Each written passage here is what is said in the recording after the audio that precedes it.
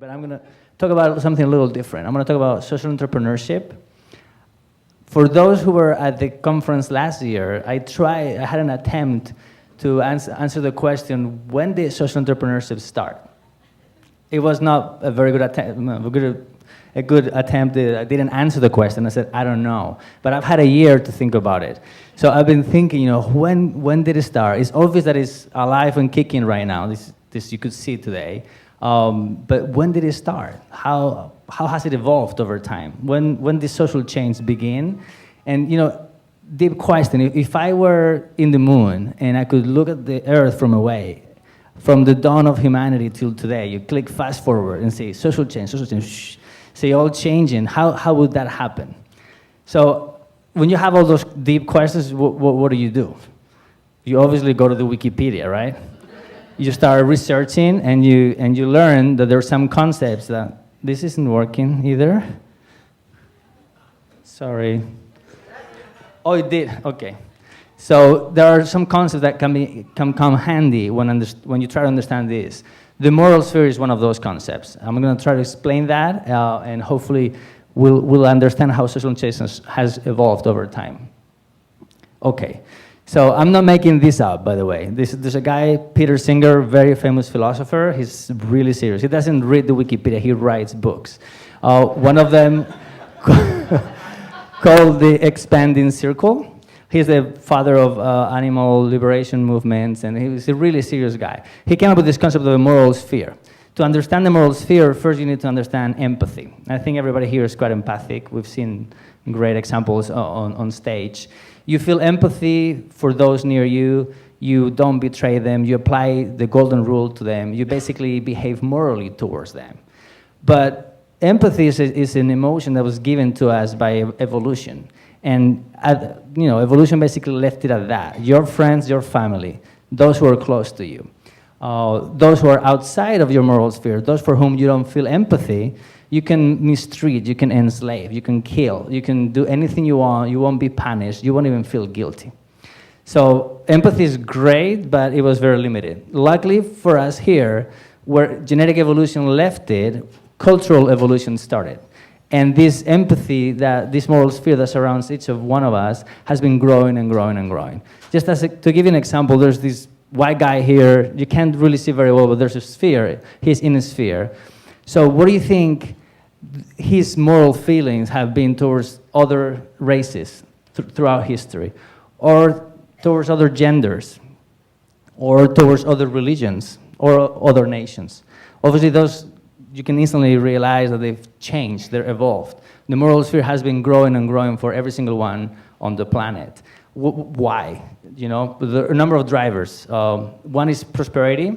As we get richer, we can afford to be moral with others. We don't have to fight for resources so fiercely. Another one is just the basic lifting of the veil of ignorance.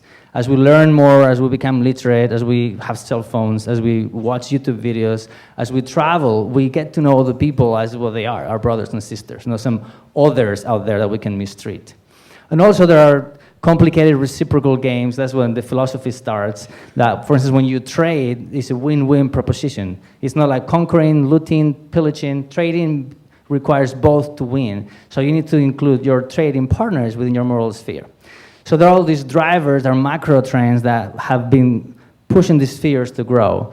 And my thesis throughout this presentation is the social entrepreneurs are the agents of that change. There are macro trends, and then there are humans who actually push the borders of this moral sphere. So going back to the very beginning of time, I told you, I'm on the moon. There you see a hunter dude and a gatherer chick. They find each other and they say, hey, why don't we specialize? You go get the meat, I get to get the berries. We cook together a great stew. And they become the hunter-gatherers. Awesome time in history, unrecorded, unfortunately. They don't know how to write. But they already are starting to benefit from the economic specialization. Then you get a bunch of these hunter-gatherers get together into a village. They specialize even better. They invent agriculture. This is like 10,000 years before Christ. So you have the farmer, the hunter, the gatherer, the butcher, and they're all reaping the benefits of that prosperity. They also can defend themselves better in great numbers, right? That's why you see a wall around this village. And you would think, what are they defending from?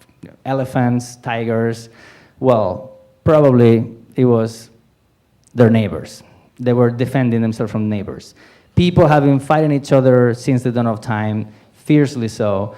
That's actually what happened if you were in the woods and you bump into 3 neighbors. You ended up with a smaller head. Even today, in tribes in the Amazonia that are still living in the Stone Age, the most prevalent cause of death by far is murder at the hands of another adult male. So that's the natural state of affairs, not this idyllic, romantic, beautiful, we're all happy in the jungle thing. But even these villages that kept on fighting with each other needed each other, because maybe that dude didn't have a good stone for his arrows, so he had to trade with another village that could bring him the arrows, right? Imagine a cold call on a village. You show up, I'm the arrow trader, guys. That's what can happen to you. So you had to invent hospitality. We welcome everybody. Come trade with us. So you see that the moral sphere keeps on growing slowly. Then at a point, you come to cities. This is 2,000 years before Christ. The first cities in Babylonia. This is basically a bunch of villages together. You have to have everybody coexist and live happily together. So for that, you need to invent the law, the code of law. These are the 2 oldest codes of law we know of. Code of Ur-Nammu and Code of Hammurabi, eye for an eye sort of code. So if I poke my neighbor's eye out, he'll get to poke mine out. Fair, right?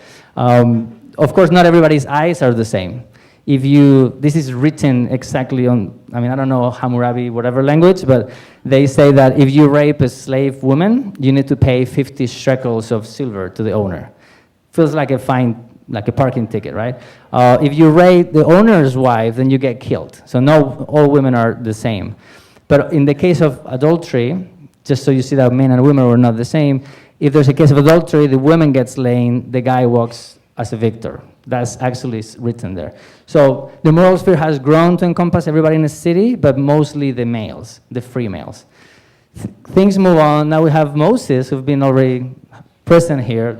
I think that's a mobile phone up there he's holding. He's invented state religion, basically. Now God is the one that provides the laws, and he says you should not do this, you should not kill, you should not steal. There's a little fine print there saying you should not kill those of your same faith. It's okay to do that to others. Still progress, because now it's across cities, all over countries, but the moral sphere is still only encompassing the people from the same faith.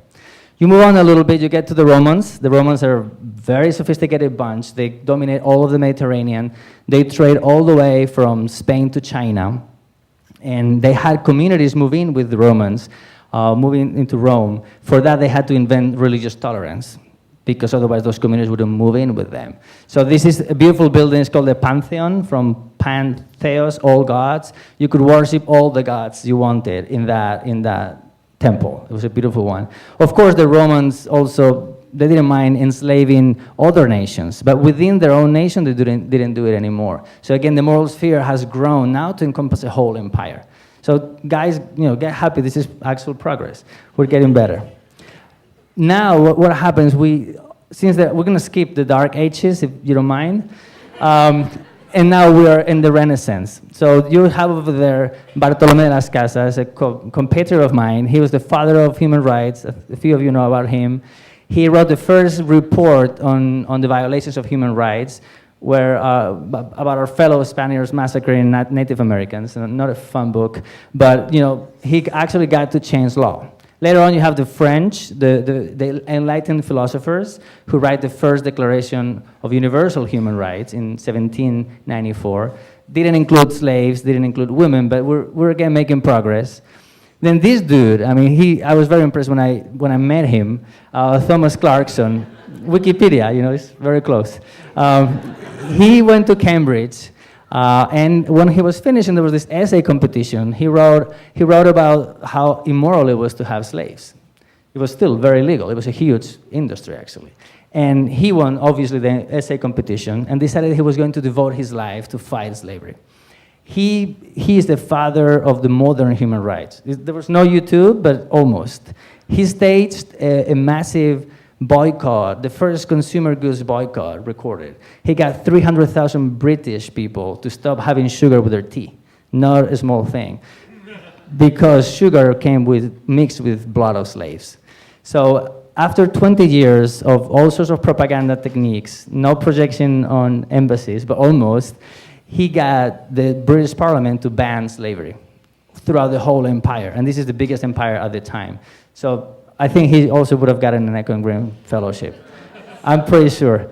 Later on, just to finish off, in 1863, it was the first time that an American state, in this case Wyoming, allowed women to vote in their elections. So finally, women, at least in this country, didn't stop being second-class citizens. So you see that change is actually accelerating. That's pretty good news. Where are we today? Today, I think we can be fairly happy. We have women, it's not even news anymore when a woman becomes a president of a massive country like Brazil. Broken ceiling glass all over the place. We have our religious leaders that don't throw jihads and crusades to each other anymore. They get together and then just dialogue or pray or something. We have nations that actually help each other. We send billions of dollars back and forth just trying to help each other. Sometimes we even send the army. You can't see very well, but that's an American soldier hydrating a Haitian baby just a year ago. That's quite an improvement for the army's function, I would argue. We have people that come from a community that not that long ago only allowed slavery as an economic option, and that person gets elected to the highest office, or at least the most powerful office on the planet. Quite a nice progress, I would say, too. And then we have this notion of the triple bottom line business, which is a perfect illustration.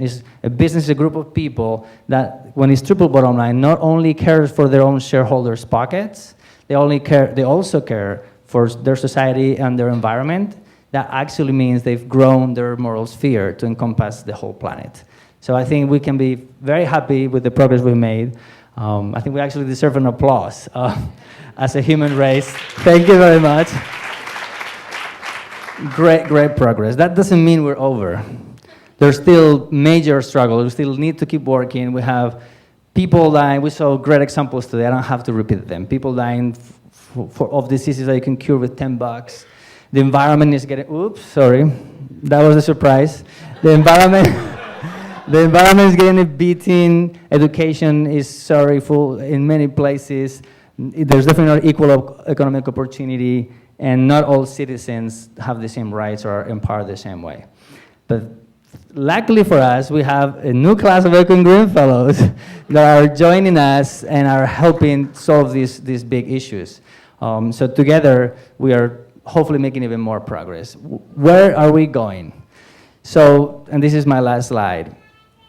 The question that we have facing us is, can we include the average Joe's moral sphere? Can we expand this, so it includes the whole planet, with all people in it, all ecosystems, animals? Basically, we have to ask ourselves that question. The option, the alternative is we screw the planet and we either become extinct, we as humans, or we have a collapse or some unhappy event. If you look at the drivers that I talked about at the beginning, prosperity, we're as rich as ever by far. Technology, knowledge is as advanced as it's ever been. We are bound today by reciprocal terms with all the other nations, all the other people. So these trends are definitely driving us towards the inclusion of the whole planet, but of course it's far from clear. So I just wanted to end my chat. I don't know if there are any students left, but if there are, please consider, when you face your job market choices, consider joining some of these movements.